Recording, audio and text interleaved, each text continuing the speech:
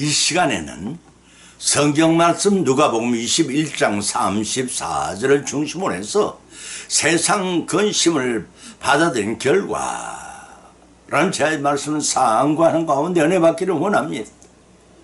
석양의 그림자가 밤을 부르듯 의심은 근심을 불러들입니다. 나바초 인다드는 내 마음이 나를 죽이고 있다라고 표현하는데 이는 근심이 어떤 것인지를 단적으로 잘 나타내준 표현이 아닌가 싶습니다. 페로의 피로족은 근심한 사람을 맹년에 쫓기는 사람이라고 표현합니다. 이 표현은 근심의 또 다른 면을 보여줍니다. 근심하는 사람 마치 밀림 속에서 사냥꾼을 피하기 위하여 도망다니는 짐승과도 같다고 하겠습니다. 미련은 헤아릴 수 없는 밀림, 약해지는 힘, 의식의 몽롱함 등이 영혼을 추적해 옵니다. 그래서 현기증이 납니다. 남부 멕시코 산중에 사는 채탈 인디안 이 상태를 그 마음이 떠났다라고 표현합니다. 대개의 경우 근심 걱정은 자기 중심에 빠진 영혼의 죄에 대한 대가입니다. 누구든지 기중한 무엇 자기 자신에 대한 바람이 없이는 근심을 벗어날 수가 없습니다. 근심은 중심은 자아이기 때문입니다. 로버트슨이라는 데 대한 이야기가 있습니다. 설교가 끝난 후 여인이 그를 찾아왔습니다. 목사님, 그렇게 설교하신 목사님 어려움에 봉착할 것입니다. 개의치 않습니다. 근심하지 말라는 말이 결국은 어디에 이르게 되는지 아십니까?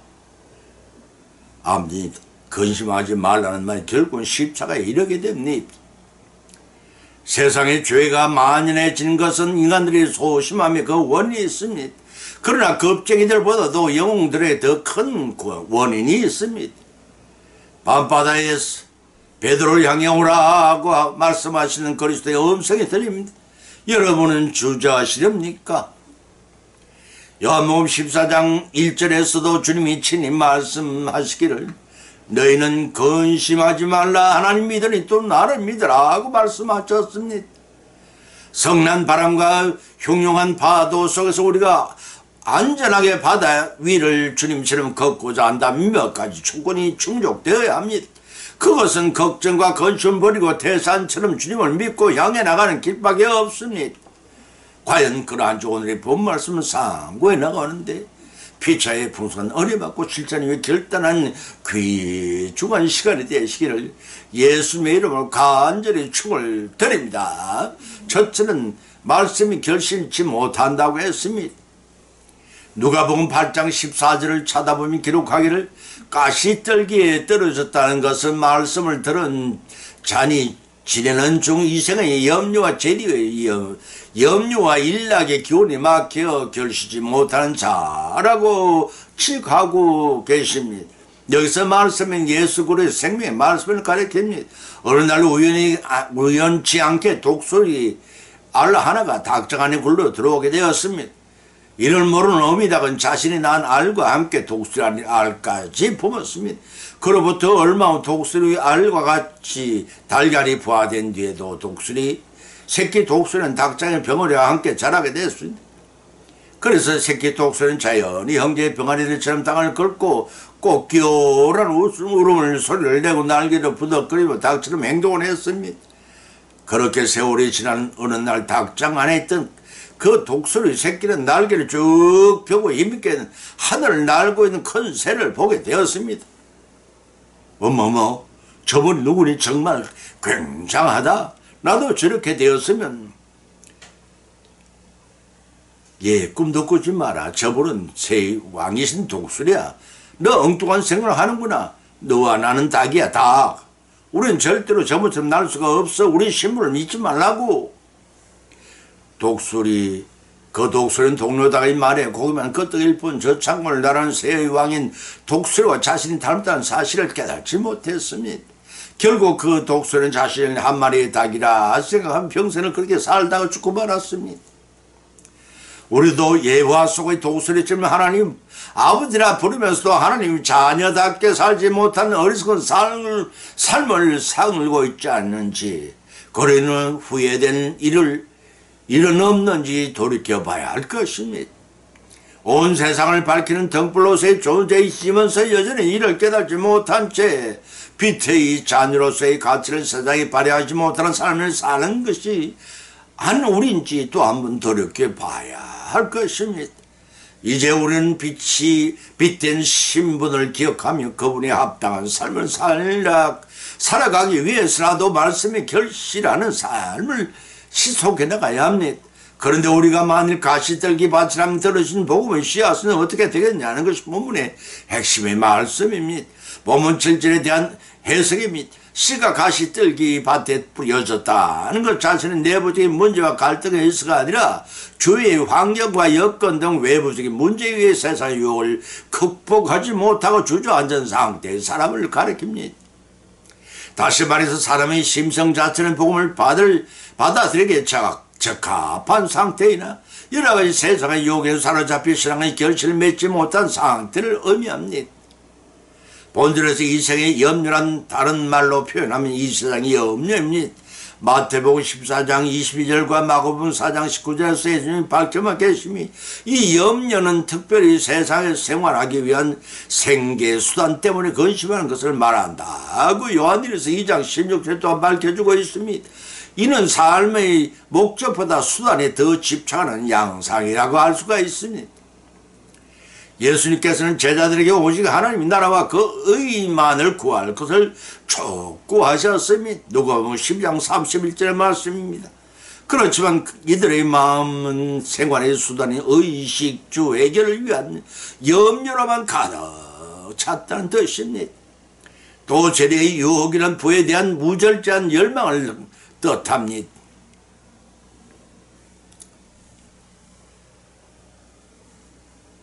이 염려는 특별히 세상에 상연하기 위한 생계수단 때문에 근심하는 것을 말합니다.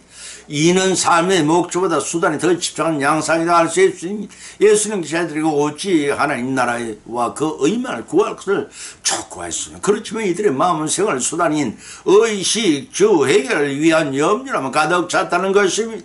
또 죄의 유혹이란 부에 대한 무절제한 열망을 말합니다. 대개 이 경우에는 해당하는 사람은 하나님 나라에 속한 소망이 전무한 자입니다. 세상에서 부가 최고의 신앙적인 생각에 이릅니다. 부자 청년 관원과 어리석은 부자 등은 이 경우에 해당하는 전형적인 예라가 할 수가 있겠습니다. 또한 일락이란 도박이나 술 취함, 스포츠나 오락 등 다양한 것들에 시험치 않은 것은 결국 세상의 포로가 된다는 것과 다름이 없다는 것입니다. 따라서 재리의 추구에 집착하고 일락에 몰두한 사람은 새 귀에 경일기처럼 할 수 있는 마음이 마치 없어서 결심 못한다는 것이 본문의 교훈입니다. 예화 속의 도구소리처럼 자신이 하나님의 자녀인 것을 깨닫지 못하는 헛된 삶으로 일생을 허비하지 말고 자신의 위치를 찾아 하나님의 자녀답게 살아가는 우리 모두가 되심으로 믿음으로 성령하시기를 예수님의 이름으로 축원드립니다. 두 번째는 마음이 둔해진다고 했습니다. 누가복음 21장 34절을 찾아보면 기록하기를 너희는 스스로 조심하라. 그렇지 않은 방탕함과 술취함과 생활의 염려로 마음이 둔하여지고 뜻밖의 그날의 뜻과 같이 너에게 임하리라고 했습니까? 환기시켜 주었습니다. 술 예찬놓은 자들은 술이 사람 먹는 상태가 아닌 사람이 술을 즐기는 것이 오히려 혈액순환이 잘 되어 몸이 좋다고들 합니다. 그 말은 술을 계속 먹겠다는 구실에 불과합니다. 왜냐하면 먹물 곁에 있으면 언젠가는 그 먹물을 묻히기 마련이듯이 한 잔, 두 잔 술을 마시다 보면 취하기 마련이고 이성을 잃게 되어 있으면 아무도 부인하지 못할 것입니다. 이와 같이 생활의 염려 때문에 집착하여 몰두하다 보면 자기 자신이 무엇 때문에 살아가는지 목표를 잃어버리고 맙니다. 하나님 믿는 성도는 하나님께서 이 땅에서 보내주신 것은 의식주를 해결하고 힘겹게 어렵게 살다 오라고 이 땅에 보내신 건 결코 아닙니다. 창세전에 하나님이 택하신 아들 우리는 하나님의 계획하신 창조 섭리 가운데 이 땅에서 천국 백성을 잘 다듬어져 가고 완성되어져 가는 삶을 통해 천국에 살아가기에 조금도 부족함이 없는 좋은 일을 거듭하게 태어나게 하는데 훈련이 목적이 있는 것입니다. 다시 말해서 잃어버린 인간의 본성을 되찾아 하나님과 교통하며 잃어버린 낙원을 되찾아 하늘나라에서 영생과 복락을 누리게 하기 위함인 것입니다.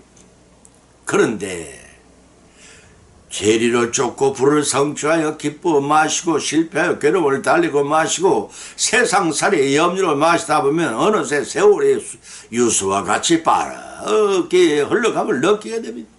살다 보니 이마에 내 천자가 뚜렷하고 두상에는 검던 머리칼이 백발이 성성해집니다.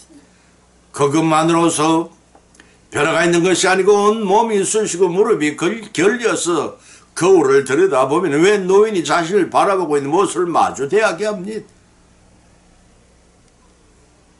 그 거울 속의 노인이 누구이겠습니까? 더더군다나 아들, 딸은 시집 장가를 보내놓고 우덕하니 두 늙은 네만 빈집에 앉아있음을 발견하게 되면 그제서야 내가 무엇을 위해 살아왔고 누구를 위해 살아왔는가를 돌이켜보지 않을 수가 없습니다. 그러다가 나 차차 내가 잘못 살아왔구나 후회하면 그래도 늦지 않습니다. 그러나 가롯 유다처럼 예수님 팔아먹고 십자가에 못 박인 주님의 무정을 깨닫고 회개하지 않았던 것처럼 회개만 한다면 후회하거나 구원을 받을 수 있음에도 불구하고 회개하지 못하면 영원히 구원을 받지 못한 것입니다. 그래서 본문에서 너희는 스스로 조심하라 하고 경고를 바라고 있습니다. 이 말씀 주님을 따르고 주님의 말씀을 지키기 원한 제자들과 성도에게 주어진 권면입니다. 특히 여기서 조심하라는 말씀이 단순히 육체적인 경계의 말씀만이 아닙니다.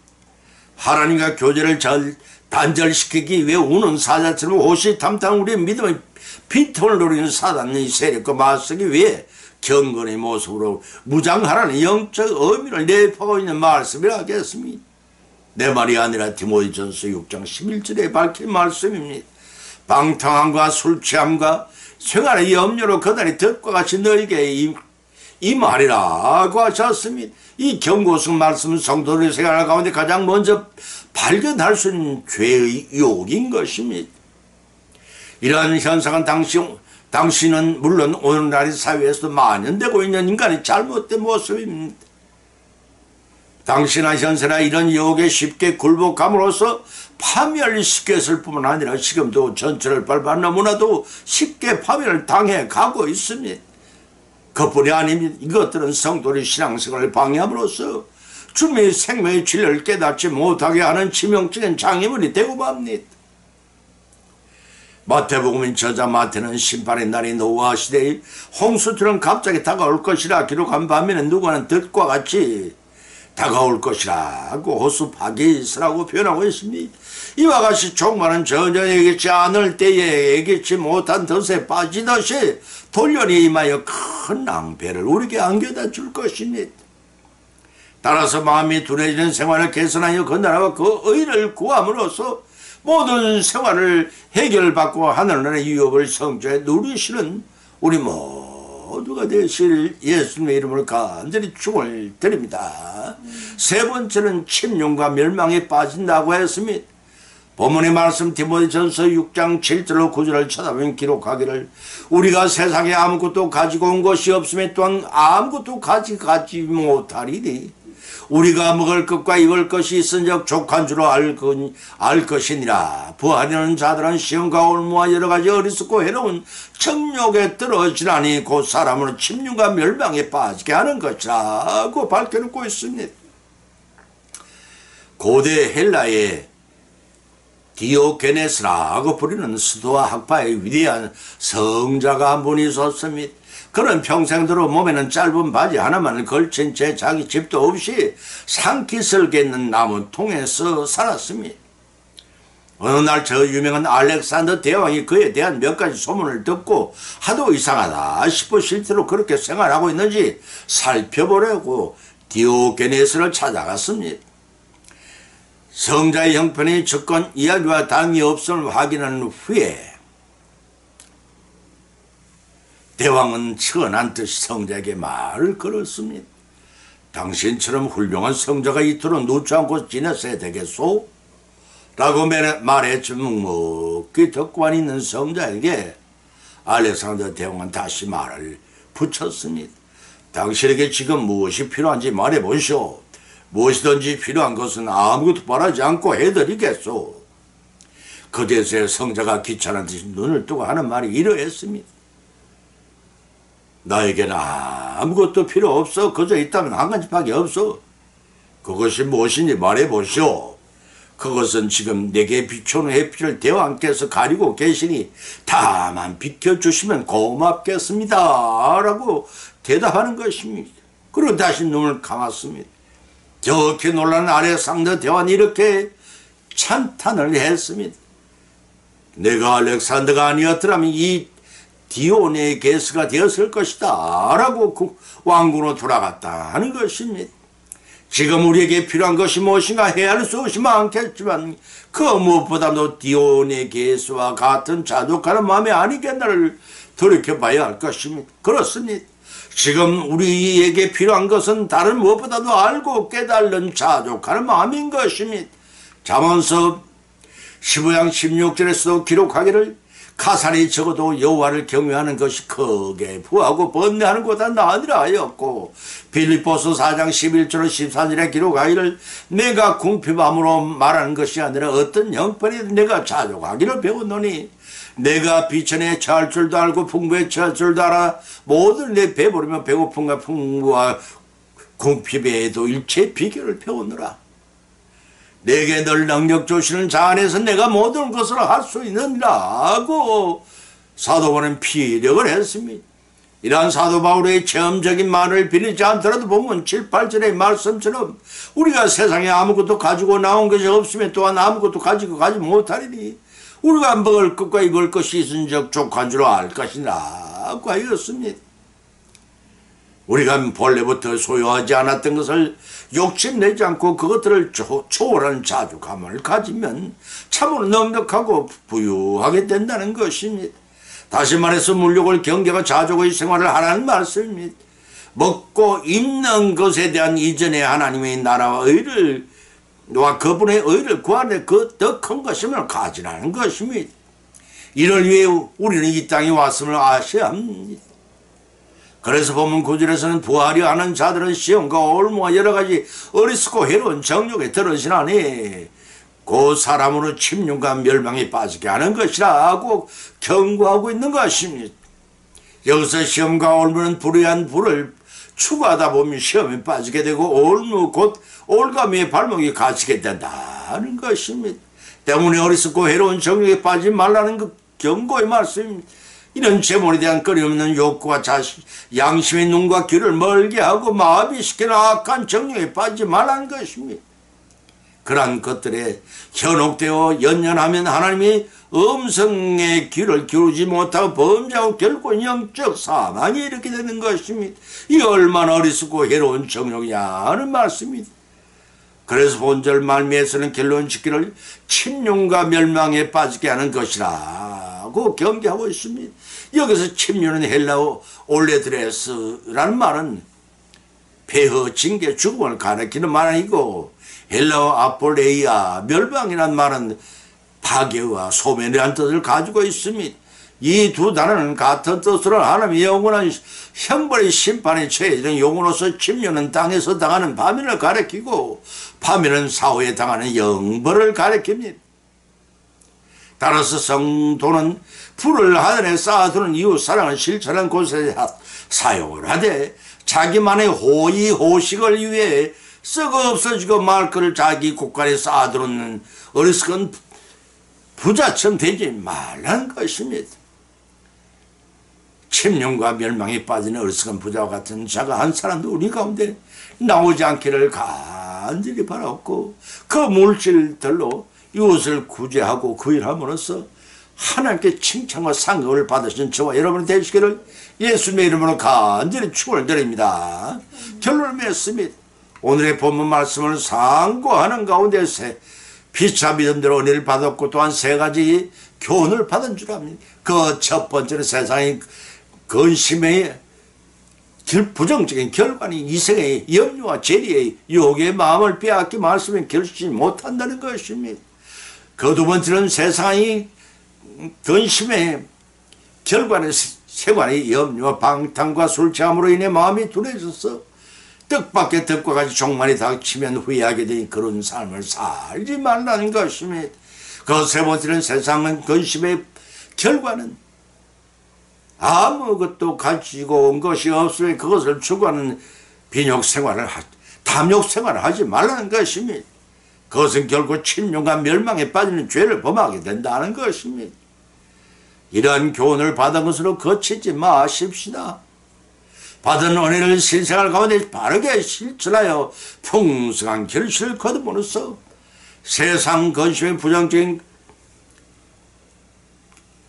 부정적인 결과를 낙심하는 일이 없도록 하십시다.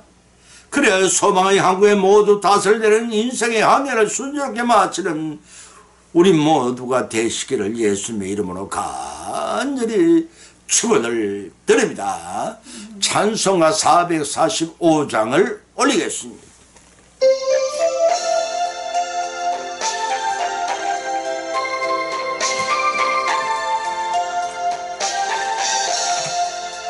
대산을 넘어 험곡에 가도 빛가운데로 걸어가며 주께서 항상 지키시기로 약속한 말씀 변치 않네.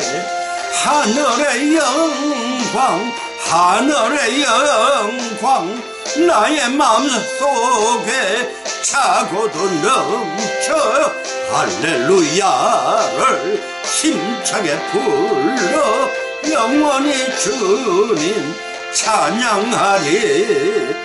캄캄한 밤에 다닐지라도 주께서 나의 길 되시고 나에게 밝은 빛이 되시니 길 잃어버릴 염려 없네. 하늘의 영광 하늘의 영광 나의 맘속에 차고도 넘쳐 할렐루야를 힘차게 불러 영원히 주님 찬양하리. 아멘.